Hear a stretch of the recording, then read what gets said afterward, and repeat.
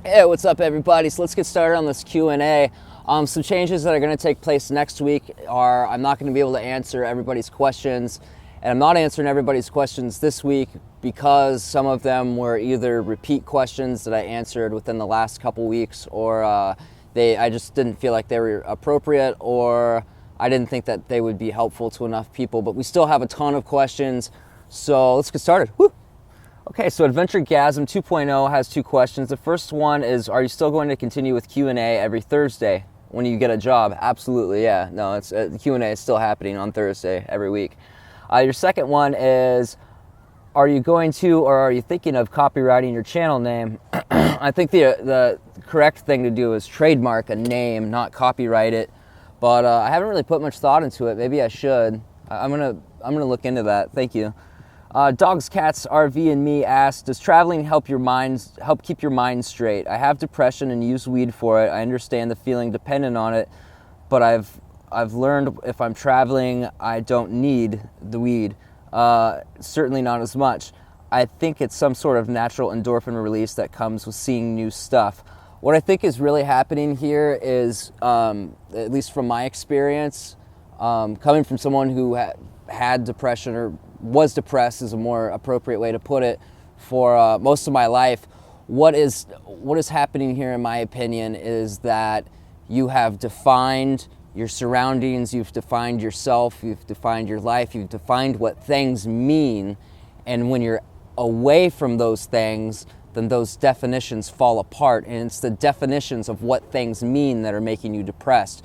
So you saying, my job sucks, I don't like where I live, you're resisting and you're fighting what is in that moment. But when you're traveling, everything's brand new, so you haven't defined everything yet. So the problem here is your bad habit of defining things negatively in resistance to what is. So weed pulls you out of your definitions, I know, for most people at least, and that's how it's able to help you, because it's pulling you away from your definitions and it's putting you into the moment. And the same thing with traveling, it's pulling you out of your definitions. Everything's new, your mind hasn't defined everything yet, because your mind wants to define everything, but you have to train yourself either to accept things exactly as they are, or to define them in a positive way if you want to feel good, because it's the definitions, it's the way we think that dictates the way we feel. It's not the things that happen, it's the way we think about them.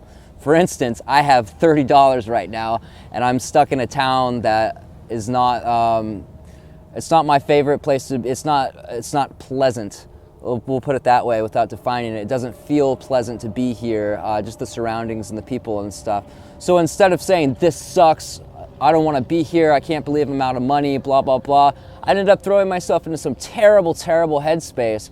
But instead, I'm just saying, okay, I'm here for now. I'm not always going to be here. I'm going to accept this for what it is. And when I'm ready to move on, I'm going to move on, which looks like it's going to be tomorrow anyway.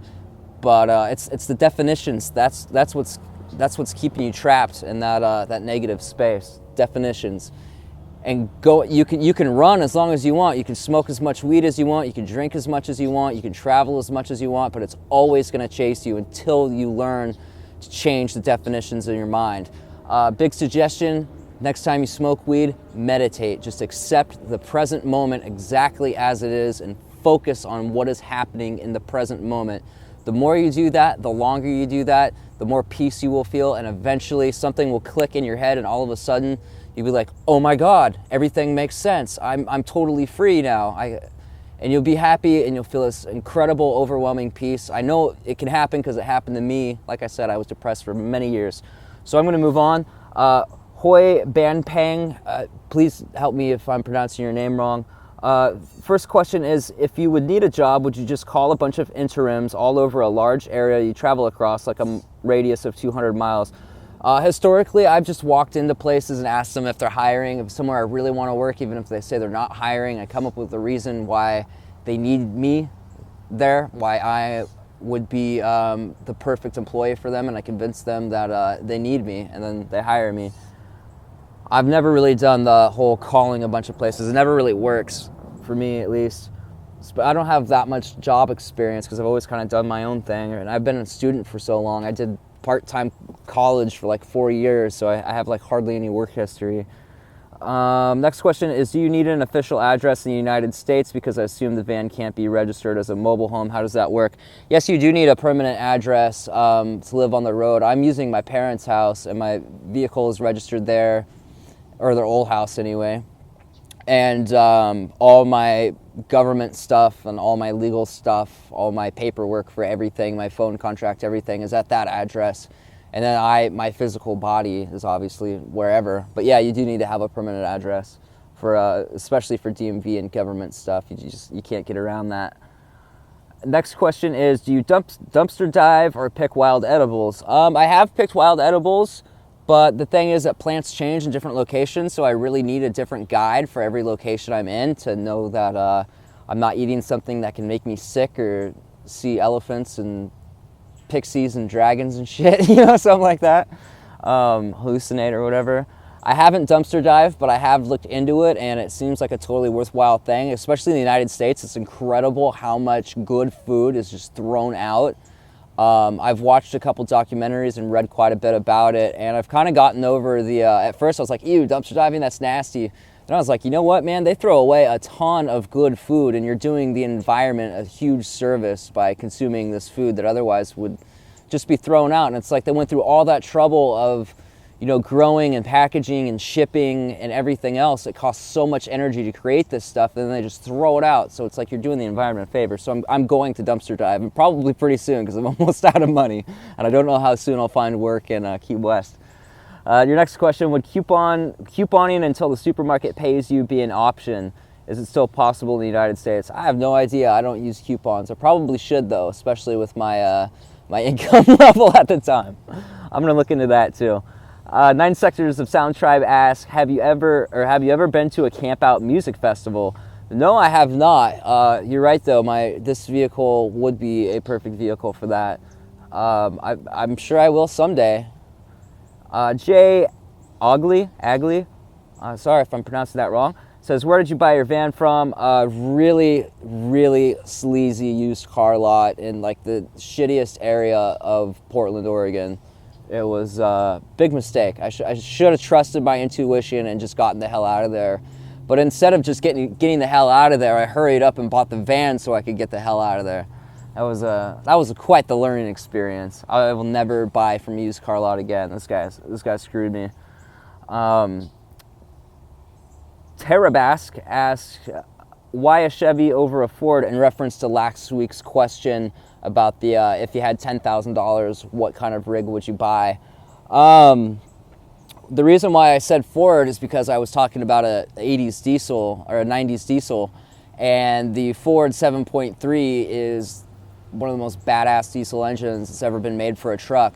I don't even think Chevy made diesel vans back then.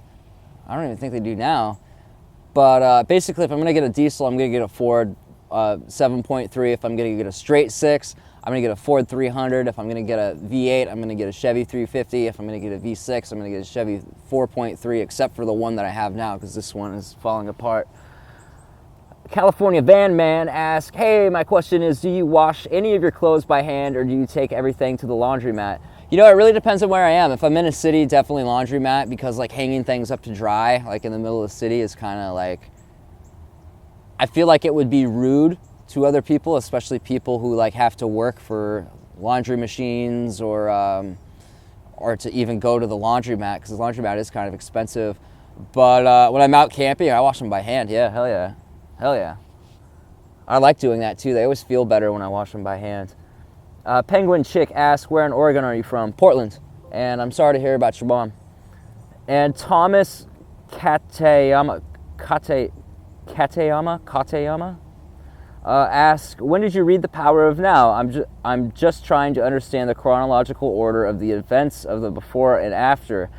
And this is in reference to, I think it was last week, someone asked me what books I read, and I said that there was a clear line between before I read The Power of Now and after. And that book's by Eckhart Tolle, by the way. I extremely highly recommend it. I started reading it probably about a week before my 27th birthday. I'm 29 now.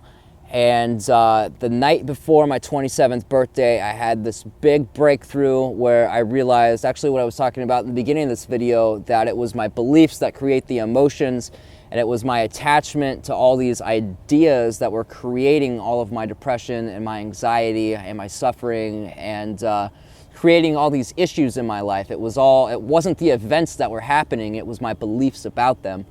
And what was the question here? Yeah, so that's what happened, and it was the night before my 27th birthday. It was a very powerful experience. I had just an extreme sense of peace that I've never even gotten close to experiencing before that, just washing over my body, and I just felt so relaxed.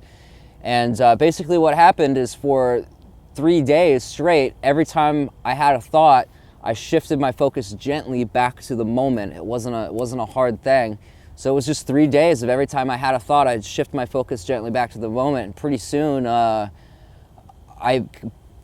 became the present moment. All the stories in my head of what everything meant, what everything was, no longer existed. My brain, that fast, had rewired itself to be in the present moment, versus constantly in my head judging everything and labeling everything and everything else. So yeah, it's been about 2 years now, and it changed my life, man. Absolutely. That 3 days changed everything. Actually, I guess it was the 3 days that led up to the single moment, just one little moment, and it stuck with me. So that's, oh, you have one more also. He says, you also have Tibetan prayer flags in your van. What is your affiliation with Tibetan Buddhism? I don't have one. They remind me to be grateful and to be present. And also, the van was just really plain and industrial, and it didn't have any colors, and it just didn't feel like home.